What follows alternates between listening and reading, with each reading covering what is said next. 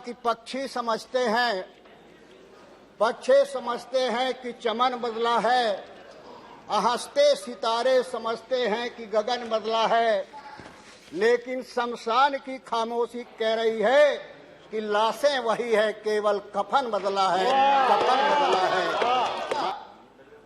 इनकी इस पार से भी दोस्ती, उस पार से भी दोस्ती, अंधियारे से भी दोस्ती, उजियारे से भी दोस्ती, है अमावस से लड़ाई, युद्ध है अंधियार से, यह लड़ाई अब लड़ोगे कौन से हथियार से।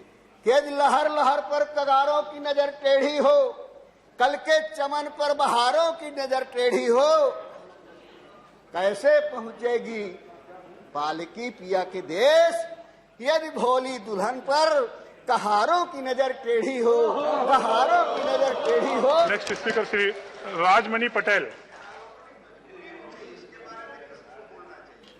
माननीय सभापति जी, 127वां संविधान संशोधन बिल,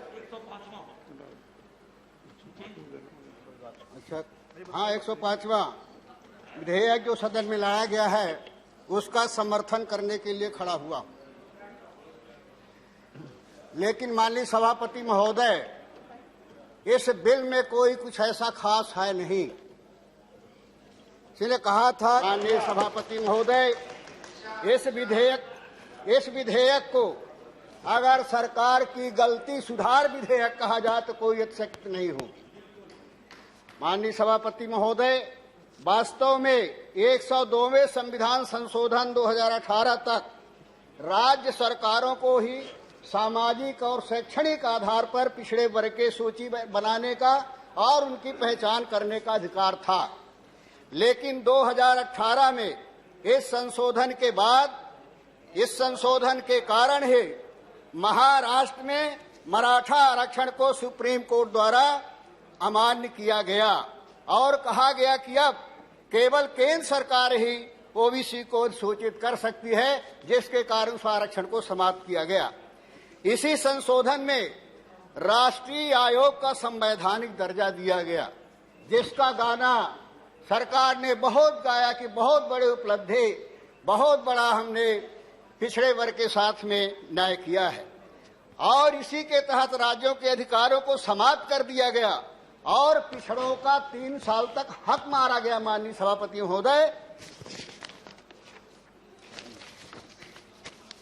और अब 105वें संविधान संशोधन विधेयक द्वारा पुनः राज्यों को सामाजिक और शैक्षणिक आधार पर सूची बनाने का अधिकार प्रदान करता है, जो पहले था। इसमें केवल तो 342A3 नामक नया खंड जुड़ गया है। माननीय सभापति महोदय, पहले केंद्र सरकार ने राज्य सरकारों के अधिकार को छीना, उन पर पाबंदी लगाई, जिसके कारण 3 वर्ष तक ओबीसी को पीजी, यूजी और मेडिकल तथा डेंटल में प्रवेश नहीं मिला। इससे लाखों लोगों का हक और अधिकार मारा गया। इसे सरकार द्वारा क्रांतिकारी कदम बताकर करोड़ों रुपए छप बनाने में खर्च किए थे माननीय सभापति महोदय, लेकिन जब कांग्रेस पार्टी द्वारा और हमारे सभी विपक्षी दलों के द्वारा, विशेषकर डीएमके द्वारा और पी विल्सन द्वारा जब दबाव बनाया गया, इसका विरोध किया गया, इसकी मांग की गई माननीय सभापति महोदय, तो सरकार को दबाव में आकर के इस विधेयक को लाना पड़ा, मैं कहना चाहता हूं। और इसे भी क्रांतिकारी बता करके अपनी छवि चमकाने में करोड़ों रुपए खर्च किए जा रहे हैं। माननीय सभापति महोदय, ये सरकार दोनों तरह से लाभ लेना चाहती, कुछ करके भी न करके भी। जिन्हें कहा था ये इनका दोहरा चरित्र है। माननीय सभापति महोदय, देश का ओबीसी अब जाग उठा है। 52% ओबीसी है, जो इस देश की ताकत है, इस देश की प्रतिभा है, इस देश की शक्ति है। जब ओबीसी का खून और पसीना बहता है, तब देश की प्रगति और विकास की आधारशिला रखी जाती। माननीय सभापति महोदय, अब वो समाज जाग उठा है और आपके कारनामे को देख रहा है। ये 52% ओबीसी ने आपको जीत का ताज पहनाया है। लेकिन एक ये नहीं भूलना चाहिए कि जिन हाथों में ताकत है तिलक लगाने की, उन हाथों में ताकत है सरताज भी उतार लेने के, सरताज भी उतार लेने के, ये नहीं भूलना चाहिए। माननीय सभापति, ओबीसी के प्रति सरकार की नीयत ठीक नहीं है। इसकी मैं लंबी कहानी नहीं कहना चाहता। अगर इनकी नीयत ठीक होती, वहीं से पहचान लीजिए कि जब मंडल आयोग लागू हुआ था, उस समय कौन सी विचारधारा थी जो कमंडल के माध्यम से आरक्षण का विरोध कर रहे थे, जनता का जहर घोल रहे थे, उससे इनकी विचारधारा की पहचान हो जाती है। माननीय सभापति महोदय, जिन लोगों ने ये सौगंध खाए थे पिछड़े वर्ग के हक और अधिकार की, इस देश के प्रगति और विकास की डोली को मंजिल तक पहुंचाने के लिए इनकी नीयत ठीक नहीं है। पिछड़े वर्ग का भविष्य क्या होगा, ये विचार करने की जरूरत है।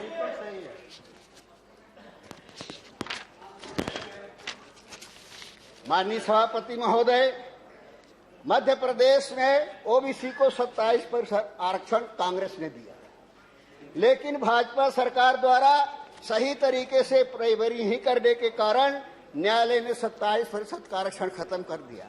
विश्वविद्यालय में, पंचायतों में, सचिवों में, वर्ग 3 की भर्तियों में कहीं भी कोई आरक्षण का पालन माननीय सभापति महोदय नहीं हो रहा है। छात्रवृत्ति में कटौती कर दी जाती है, ओबीसी का बजट कम कर दिया जाता है और प्रमोशन में आरक्षण नहीं दिया जाता। इससे सरकार के नीयत उजागर होती है। माननीय सभापति महोदय, आज एसटी को 21%, एससी को 16%, ओबीसी को 27%, ईडब्ल्यूएस को 10% आरक्षण दिया जाता है, तो 74% होता है। माननीय सभापति महोदय, आरक्षण की सीमा का कोई संवैधानिक बंधन नहीं है। इसे वजह से तमिलनाडु को 69% आरक्षण मिल रहा है। संविधान की मंशा है कि विशेष परिस्थिति में आरक्षण की सीमा को बढ़ाया जा सकता है, लेकिन सुप्रीम कोर्ट के एक निर्देश के आधार पर सरकारों को बहाना मिल गया है कि 50% आरक्षण के नाम पर 52% पिछड़े वर्ग के लोगों को के हितों पर कुठाराघात किया जा रहा है। इसलिए हम चाहते हैं माननीय सभापति महोदय कि ये बंधन खत्म होना चाहिए और 50% से अधिक आरक्षण प्रदेश सरकारों को 75% तक आरक्षण का अधिकार मिलना चाहिए। ये मैं निवेदन करना चाहता हूँ। सभापति जी, रोस्टर में परिवर्तन होना चाहिए।